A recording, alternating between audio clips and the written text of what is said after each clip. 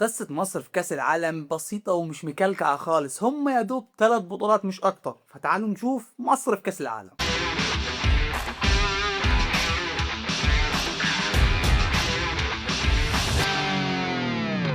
مصر شاركت في كأس العالم 3 مرات، واللي جاية هي رقم 4. أول مشاركة كانت سنة 1934، ومصر كانت أول دولة أفريقية تدخل كأس العالم.